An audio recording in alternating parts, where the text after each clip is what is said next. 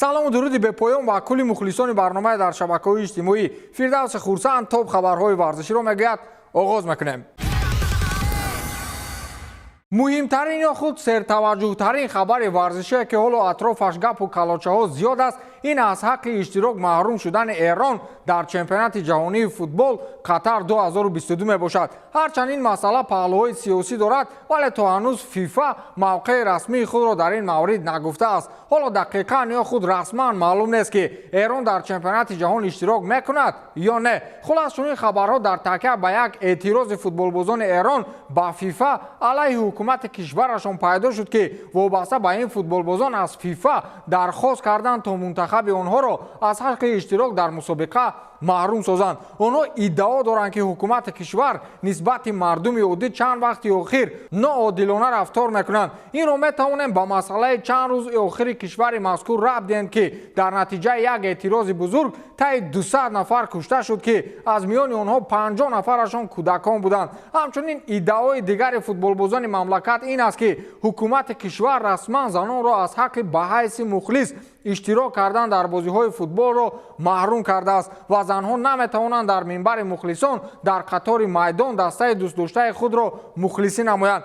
хулас инро намояндаҳои Федератсияи футболи ҷаҳонӣ расонаӣ карданд, вале нисбати хулосаи охирин то ҳол чизеро нагуфтанд. ёдовар мешавем ки чемпионати ҷаҳонии футбол имсол аз 20 моҳи ноябр дар мамлакати Қатар оғоз мешавад ва таи як моҳ тӯл мекашад. яке аз сабабҳои чунин эътироз гуфтем ки роҳ надодани занон ба майдони футбол будааст. ана ин масъалаи ҷиддӣ аст. ин занҳо кадом рӯз худи футболро аз футбол маҳрум мекунанд. аҳамият додаед ки вақте зане танҳо аст, худаш ба худаш гап мезанад ва ҳатто ҷанг мешавад. месси беҳтарин футболбози моҳи сентябри лигаи яки фаронса бо фарзияи мухлисон эътироф гардид. ҳамлагари аргентинии ПСЖ дар овоздиҳӣ аз ҷониби мухлисон 57% овозҳоро соҳиб шуд ва бо ин аз футболбози дастаи Лориан Данго Уатара ва форварди дастаи Лил Ҷонатан Дэвид пеш гузашт. бечора Мессию Роналдо дигар баланд ҷоизаи футболбози моҳ ё рӯзро мегиранд. дар моҳи сентябр Месси дар се бозии дастаи ПСЖ дар лигаи як ё ба қавли баъзеҳо лигаи фермерҳо иштирок дошт ва аз рӯи низоми гол ҷамъи пас 4 хол ба даст овард, 1 голу 3 паси головар. аммо чизи дигарро бояд қайд намоем ки ин фарзияи мухлисон буд. яъне шояд дохили маршруту кӯчаву бозору мағоза касеро пурсиданд ки ба кӣ овоз медиҳед, гуфтааст ба Месси. агар ба омор такя мекарданд, аз ҳамин се номзад Месси дар нуқтаи охир бояд қарор мегирифт. Данго Уатара 4 голу 2 паси головар дорад ва Ҷонатан Дэвид 3 гол задааст. 4 голу 2 паси головар куҷову 1 голу 3 паси головар куҷо? мухлисон ҳарчи гуфтаанд мегиранд. онҳо фикр мекунанд ки ҳоло ҳам Роналдову Месси зур аст, аммо ин хел нест кӯ.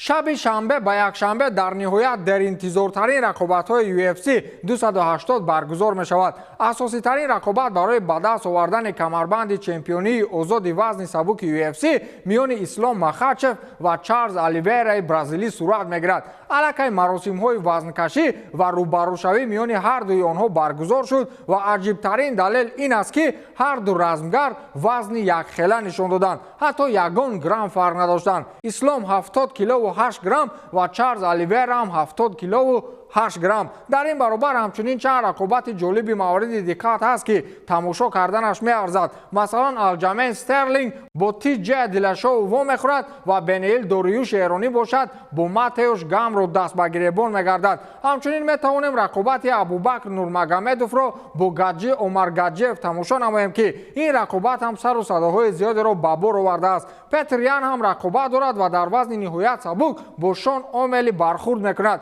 чизи дигарро бояд қайд намоем ки дӯсти дигари Ҳабиб Зубайра Тухугу бо сабаби мутобиқ накардани вазни худ ба қоидаҳои роиҷ аз ҳаққи иштирок дар ин марҳилаи рақобатҳо маҳрум шуд. табибон иҷозат надоданд ки Тухугов андари октагон гардад. ин шашумин кӯшиши Тухугов аст ки номуваффақона анҷом меёбад. аз ин рӯ ягона рақобате ки аз рӯи нақша лағв гардид маҳз бархурди Зубайра Тухугов буд. шуморо намедонам, вале ман барвақт ба Зубайра ҷоизаи беҳтарин раққоси асрро додаам. аз ҷангҳояш рақсҳояш зеботару маъруфдаранд. бигзор ба ягон ансамбли рақсӣ кор дарояд.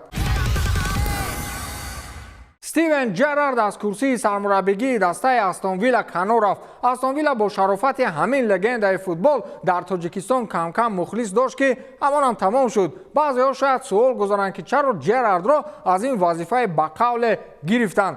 ҷавоб оддӣ аст. астон вилла соли гузашта чемпионатро дар мавқеи 16-уми ҷадвал тамом кард ва имсол бошад дар мавқеи 17-ум аст. агар бо чунин суръат пеш мерафтанд, шояд соли оянда ба чемпионшип бармегаштанд ки инро раҳбарияти бошгоҳ ҳеҷ гоҳ қабул надорад. аз ин рӯ футболбози дастoni собиқи ливерпулро ба ҳамин омил ба истеъфо раво карданд. сомонаи расмии бошгоҳ ба корҳои ояндаи мутахассиси мазкур бурдборӣ хост ва ҳамин тавр дар ҷустуҷӯи сармураббии дигар шуд. нисбати ин масъала ман ҳамин қадар гап дорам ки лемпард ва ҷерард баланди баланд беҳтарин муаллимони фанни тарбияи ҷисмонӣ дар мактаб мешаванд, агар ба шарте меҳнат кунанд, кӯшиш намоянд ва ба пеш раванд. вақте ки ҳамаи орзуҳоят амалӣ мешавад, инсон воқеан худро хушбахттарин одами дунё ҳис мекунад. карим бензема яке аз ҳамон одамҳои ҷаҳон аст ки се орзуи дар дил доштааш ба пуррагӣ амалӣ гаштааст. ӯ дирӯз худаш дар ин маврид ҳарф зад. бензема дар мавриди орзуҳо гуфтааст ки мавсими гузашта бароям беҳтарин марҳилаи зиндагиам буд. туби тиллоиро ман аз хурдӣ орзу мекардам ва чизи дигар ин аст ки ман аз кӯдакӣ танҳо се орзуро дар дили худ мепарваридам. якеаш хона харидам барои модарам, дуюм замоне бо пираҳани реал бозӣ кардан ва сеюм соҳиби туби тиллоӣ шудан ки имсол хушбахтона насибам гашт. ман акнун аз худ ифтихор мекунам, гуфтааст карим бензема. агар ҳамаи одамон ҳамин хел ҳамаи орзуҳояшон амалӣ мешуд, зиндагӣ мисли гул буд. баъзеҳо рейнҷ ровер мегирифтанд, баъзеҳо соатҳои қимат. футболбозони мо чемпиони ҷаҳон мешуданд, деҳқон трактори нав мегирифт, ошиқ ба маъшуқааш мерасид ва ман дар ниҳоят ҳамон 2 сумка тиллоро меёфтам. ба ҳамин тамом, то дидори навбатӣ, хайр.